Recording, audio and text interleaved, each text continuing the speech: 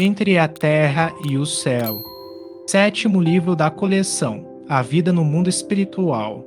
Ditado pelo espírito André Luiz e psicografado pelo médium brasileiro Francisco Cândido Xavier, em 1954.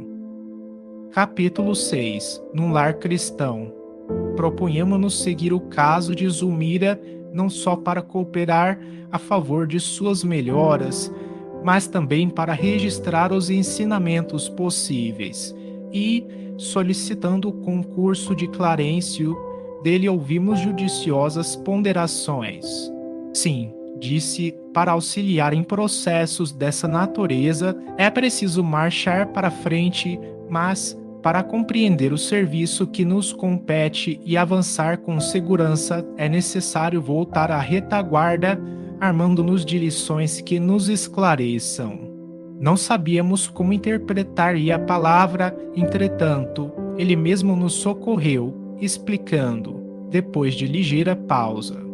Para realizarmos um estudo geral da situação, convém o contato com outras personagens do drama que se desenrola. Ser-nos-á interessante, para isso, uma visita ao pequeno Júlio no domicílio espiritual em que estagia. Será um prazer. Clamei, contente. Poderíamos seguir agora? Perguntou Hilário, encantado. O ministro refletiu por segundos e observou. Nas responsabilidades que esposamos, não é aconselhável indagar por indagar. Procuremos o objetivo, a utilidade e a colaboração no bem. Não nos achamos em férias e sim em trabalho ativo. Pensou Eduzio. Sei que amanhã, à noite, Eulália deve acompanhar duas de nossas irmãs encarnadas à visitação dos filhinhos que as precederam na grande viagem da morte e que se encontram no mesmo sítio em que Júlio se demora asilado. Poderemos substituir nossa cooperadora no serviço a fazer. Seguiremos em lugar dela. Prestaremos assistência às nossas amigas e examinaremos a situação da criança.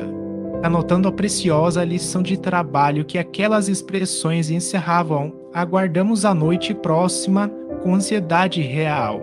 Na hora aprazada, descemos a matéria densa em busca das irmãs que seguiriam conosco. Deixou-nos o ministro numa casinha singela de remota região suburbana, depois de informar-nos. Aqui reside nossa irmã Antonina, com 3 dos 4 filhos que o Senhor lhe confiou. Incapaz de vencer as tentações da própria natureza, o marido abandonou-a há 4 anos para comprometer-se em delituosas aventuras. A dona da casa, porém, não desanimou. Trabalha com diligência numa fábrica de tecidos e educa os febentos do lar com acendrado amor ao Evangelho de nosso Senhor Jesus. Tem sabido resgatar com valor as dívidas que trouxe do pretérito próximo. Perdeu há meses o pequeno Marcos, de 8 anos, atacado de fulminante pneumonia e com ele se encontrará depois da prece que proferirá com os pequeninos. Trarei comigo a outra companheira de nossa viagem. Quanto a vocês, auxiliem nas orações e nos estudos de Antonina, até que eu volte, de modo a seguirmos todos juntos. Hilário e eu penetramos a sala desataviada e estreita. Uma senhora ainda jovem, mas extremamente abatida, achava-se de pé junto de 3 lindas crianças, 2 rapazinhos entre 11 e 12 anos e uma loura pequerrucha, certamente a caçula da família, que pousava na mãezinha os belos olhos azuis. Um recanto do compartimento humilde, triste velhinho desencarnado como que se colocava à escuta. Dona Antonina colocou sobre a toalha muito alva 2 copos com água pura, tomou um exemplar do Novo Testamento e sentou-se. Logo após, falou carinhosamente. Se não me falha a memória, creio que a prece de hoje deve ser feita por Lisbela. A pequenita levou as minúsculas mãos ao rosto, apoiou graciosamente os cotovelos sobre a mesa e, cerrando os olhos, recitou: Pai nosso que estais no céu, santificado seja o vosso nome, venha a nós o vosso reino. Seja feita a vossa vontade, assim na terra como nos céus. O pão nosso de cada dia dai-nos hoje. Perdoai as nossas dívidas, assim como perdoamos aos nossos devedores. Não nos deixeis cair em tentação e livrai-nos de todo mal, porque vosso é o reino, o poder e a glória para sempre. Assim seja. Isabela abriu os olhos de novo e procurou silenciosamente a aprovação maternal. Dona Antonina sorriu, satisfeita, e exclamou: Você orou muito bem, minha filha. E dividindo agora a atenção com os dois meninos, entregou o evangelho a um deles, convidando-o: Abra, Henrique. Vejamos a mensagem cristã para os nossos estudos da noite. O rapazinho escolheu o texto ao acaso, restituindo o livro às mãos maternais. A genitora, emocionada, leu os versículos 21 e 22 do capítulo 18 das anotações do apóstolo Mateus. Então Pedro, aproximando-se dele, disse: Senhor, até quantas vezes pecará meu irmão contra mim e eu lhe perdoarei? Até 7. Jesus lhe disse: Não te digo que até 7, mas até 70 vezes 7. Calou-se Dona Antonina, como quem aguardava a manifestação de curiosidade dos jovens aprendizes. O pequeno Henrique, iniciando a conversação, perguntou com simplicidade: Mãezinha, por que Jesus recomendava um perdão assim tão grande? Demonstrando vasto treinamento evangélico, a senhora replicou: Somos levados a crer, meus filhos, que o Divino Mestre, em nos ensinando a desculpar todas as faltas do próximo, inclinava-nos ao melhor processo de viver em paz. Quem não sabe desvencilhar-se dos dissabores da vida, não pode separar-se do mal. Uma pessoa que esteja parada em lembranças desagradáveis caminha sempre com a irritação permanente. Imaginemos vocês na escola.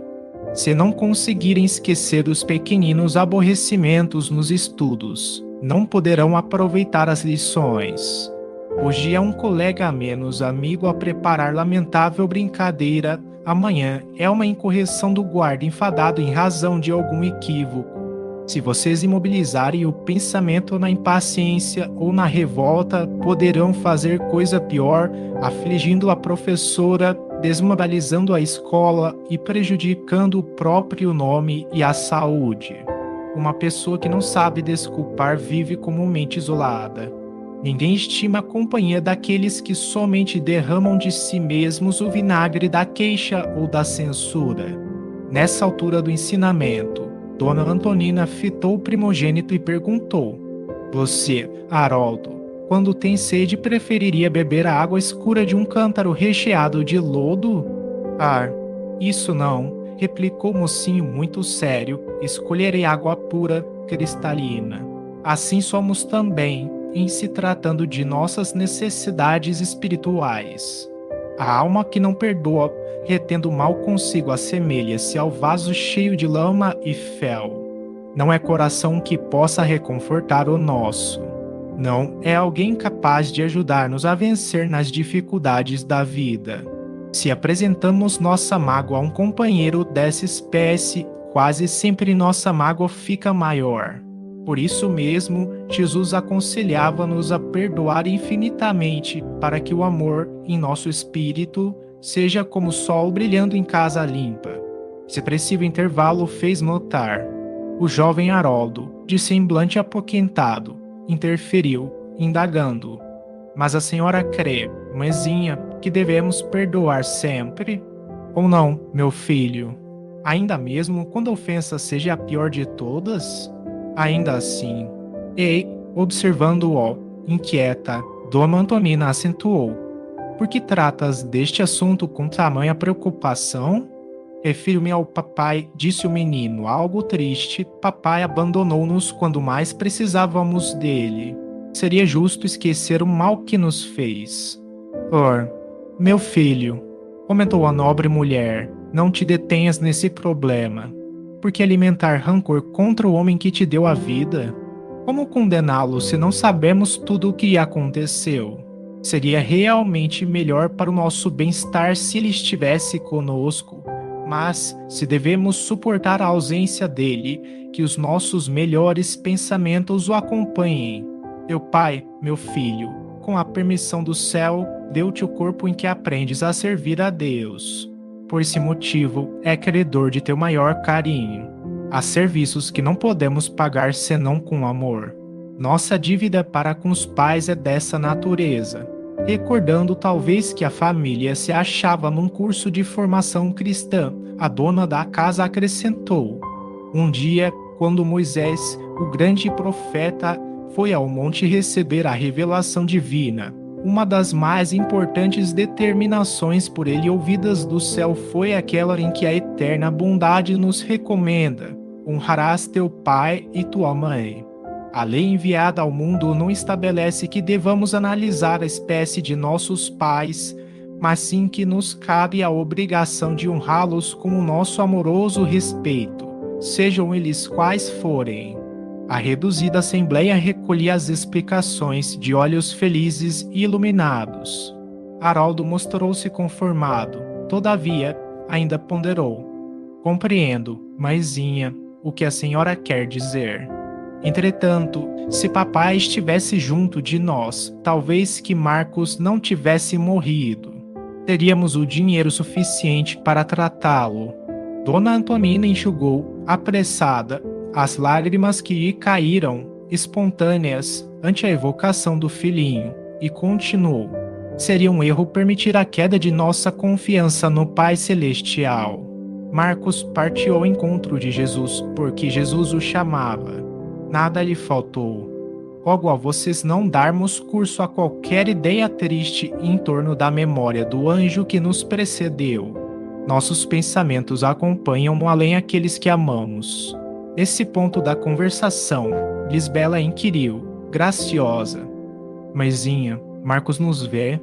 Sim, minha filha, esclareceu Dona Antonina, emocionada. Ele nos ajuda em espírito, pedindo a Jesus forças e bênçãos para nós. Por nossa vez, devemos auxiliá-lo com as nossas preces e com as nossas melhores recordações. Dona Antonina, porém, pareceu asfixiada por enormes saudades. Enquanto os meninos comentavam com interesse os ensinamentos da noite, demorava-se absorta, mentalizando a imagem do pequenino. Quando o relógio assinalou o fim do culto, solicitou a Henrique fizesse a oração de encerramento. Betis repetiu a prece dominical, rogando ao Senhor abençoasse a mãezinha, e o trabalho terminou. A dona da casa repartiu com os pequenos alguns cálices da água cristalina que lá iam magnetizáramos e, logo após, pensativa e saudosa, retirou-se com os filhinhos para a câmara em que se recolheriam todos juntos.